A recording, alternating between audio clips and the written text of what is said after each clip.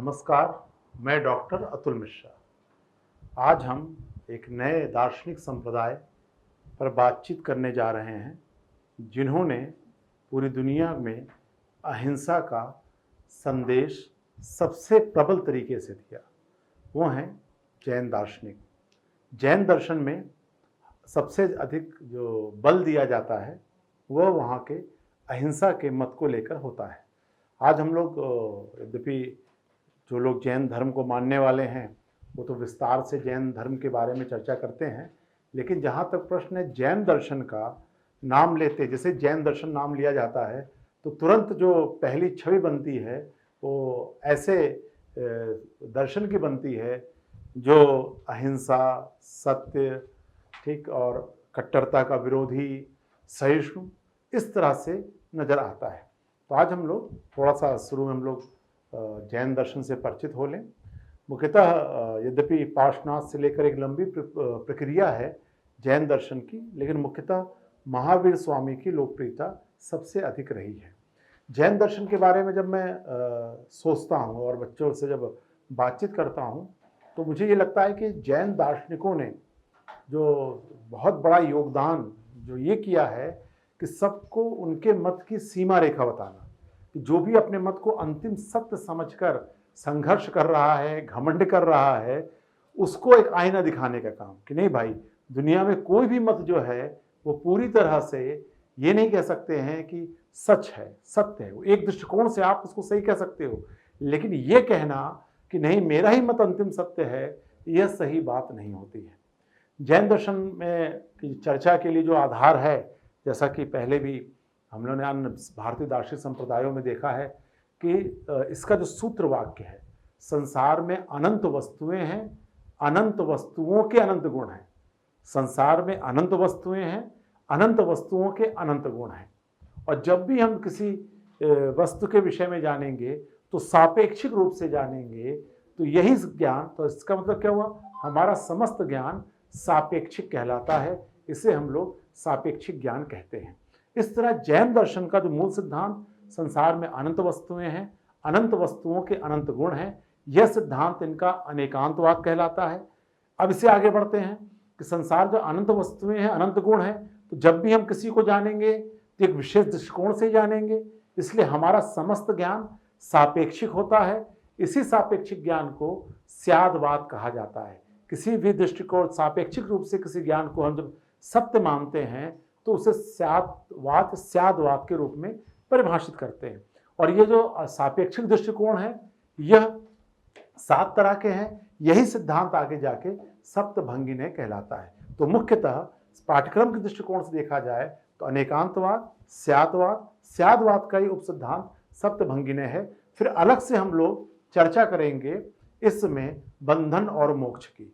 इसी क्रम में जब हम अनेकांतवाद पढ़ते हैं तो ये इनका तत्वमीमांसी सिद्धांत है, जिसमें हम तत्वों की चर्चा करते हैं। और इसी तत्वमीमांसी सिद्धांत के अंदर तत्व की चर्चा कर रहे हैं तो आगे हम देखेंगे जो तत्व हैं उसी के अंतर्गत जीव की व्याख्या होगी, अजीव की व्याख्या होगी। जीव मतलब आत्मा संबंधी चर्चा होगी, और पदार्थों का भी विस्तृत विश्लेषण जो है इनके तत्वमीमांसी सिद्धांत में होगा। ये तो संक्षेप में मैंने एक सिलेबस का उल्लेख किया और दार्शनिक सिद्धांत कैसे एक दूसरे जुड़े हैं, अनेकांतवाद, स्यादवाद, सप्तभंगिनय, और इसके साथ साथ बंधन मोक्ष अलग से देखेंगे।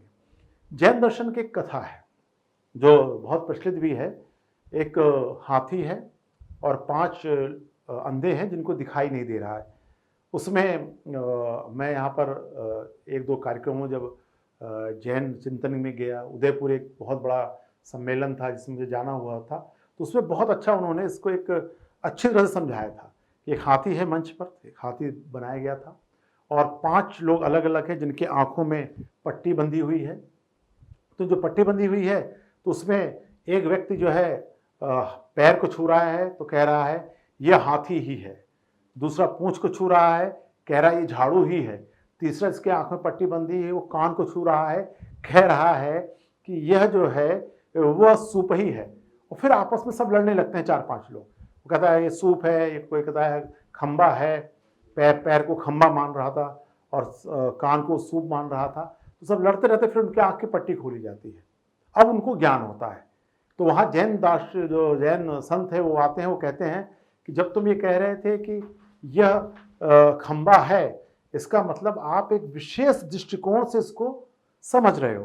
तो जो सभी लोग खंबा कह रहे हैं, सूप कह रहे हैं, झाड़ू कह रहे हैं, ये एक विशेष दृष्टिकोण से ही सच है। लेकिन वास्तव में क्या है कि आपका ये जो ज्ञान है, इसे आप दावा नहीं कर सकते हो कि यह पूरी तरह से अंतिम सत्य है। जब आपको पारमार्थिक ज्ञान होता है, जब आपको वास्तविक ज्ञान होता है, तब आपको इस बात का ज्ञान होता है कि भाई हमारा जो ज्ञान है वो पूर्ण नहीं है, सापेक्षिक है। इस तरह ये हाथी की कथा का प्रयोग बीच बीच में आगे बढ़ेगा। इसमें एक और मिलता है कि जो बंधन मोक्ष हम पढ़ेंगे तब इसका विशेष तौर से जिक्र होगा कि जैनी जो है वह चिंतन को बहुत महत्व देते हैं। जैन जो चिंतन है और जैन फिलोसफर है वो भाव को विशेष महत्व देता है।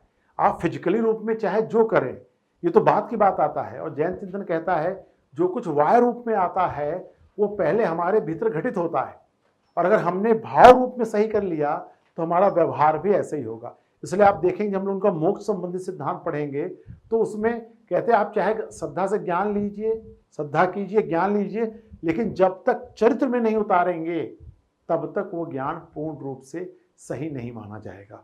तो इसको समझने के लिए जो इंट्रोडक्शन के तौर पर हम लोग जैन चिंतन कर रहे हैं, उस समय सबसे पहले एक कथा मिलती है कि एक दो सर्कस में पति पत्नी काम कर, ये जैन कथा है। पति पत्नी सर्कस में काम करते थे और जो खेल दिखाता था, पत्नी जो है वो एक लकड़ी के तख्त पे खड़ी हो जाती थी और जो पति था उसके आंख में पट्टी बांध दी जाती थी और आंख में पट्टी बांध के वो चाकू का खेल दिखाया करता था। तो चाकू फेंकता था, उसके चाकू अगल बगल जाके लगता था। अब क्या हुआ कि भाई शादी के कुछ साल बीते, कुछ ऐसा कुछ हुआ कि पति पत्नी में खटपट हो गई, बहुत तनाव हो गया, झगड़े होते थे। तो पति को एक विचार आया, पति को यह लगा कि यदि मैं खेल दिखाते समय, वो छुटकारा पाना चाह रहा था, अगर मैं सर्कस में खेल दिखाते समय गलत जगह चाकू मार दूं तो लोग क्या कहेंगे कि इसको दुर्घटना मानेंगे और मैं हत्या के आरोप से बचित हो जाऊंगा। उस सुबह जब सर्कस का खेल शुरू होने वाला था, उसने अपना प्लान किया और लड़की तख्त पे जाके ऐसे खड़ी हो गई और उसके आंख में पट्टी बांधी गई और उसने आंख में पट्टी बांधे सभी चाकू गलत जगह मारे, लेकिन कोई चीखने की आवाज़ नहीं आई। तो जैसे उसने तेजी के साथ अपने आंख की पट्टी खोली तो देखा वो चाकू वहीं पे पड़ा है जहां पे रोज मारने का उसको अभ्यास था। मतलब आप जब किसी अच्छे कामों का अभ्यास कर लेते हैं तो कभी अगर गलत विचार भी आते हैं तो भी आपसे गलत काम नहीं होता है। इसलिए जैन दर्शन एक तो भाव को बहुत महत्व दे रहा है और दूसरा वो अभ्यास को भी महत्व दे रहे हैं। इस तरह जैन दर्शन जो आगे हम लोग पढ़ने जा रहे हैं उसमें हम इन चीज़ों को देखेंगे। बहुत सरल सा है, छोटा सा सिलेबस है, इसे हम लोग समझ सकते हैं। अब देखिए मूल बात को यहाँ अगर हम लोग देखें, जहाँ संसार में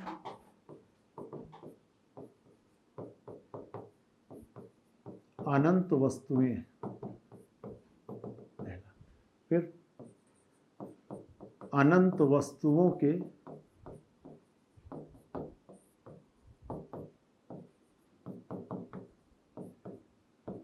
अनंत गुण है, ठीक। इसलिए जब भी हम जानेंगे तो विशेष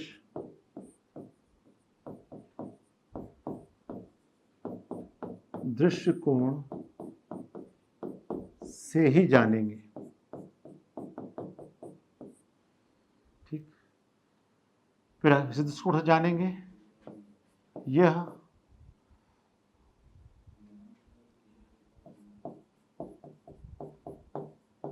विशेष दृष्टिकोण 7 प्रकार के होते हैं। अब देखिए क्या है, किसमें संसार में अनंत वस्तु अनंत गुण है, ये इनका अनेकांतवाद जो तत्व से संबंधित सिद्धांत है। जब भी हम जानेंगे तो विशेष दृष्टिकोण से जानेंगे। इसका मतलब क्या है, समस्त ज्ञान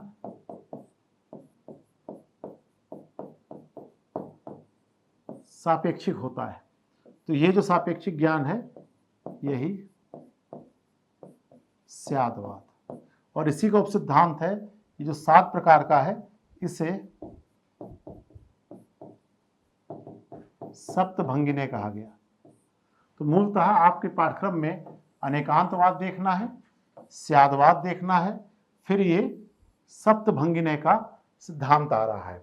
वक्ता ये है, और इसी जब ये परिभाषा अनंत वस्तु अनंत गुण है तो इसी में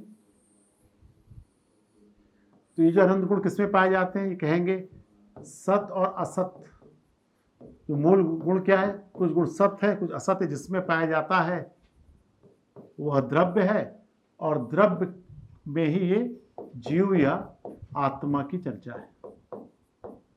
तो देखिए द्रव्य, जीव या आत्मा, इनकी भी चर्चा जो है वह तत्व मीमांसा के अंतर्गत होती है।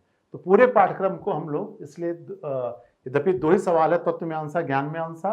तत्व मीमांसा में समन्वय को देखेंगे, द्रव्य जीव आदि की चर्चा करेंगे। देखिए फिर यहाँ पर आत्मा संबंधी चिंतन यहाँ पर आएगा, और जब हम लोग इसका सिद्धांत पढ़ेंगे ज्ञान मीमांसा तब स्यादवा, उसी के साथ शब्दभंगिन है। फिर इससे अलग से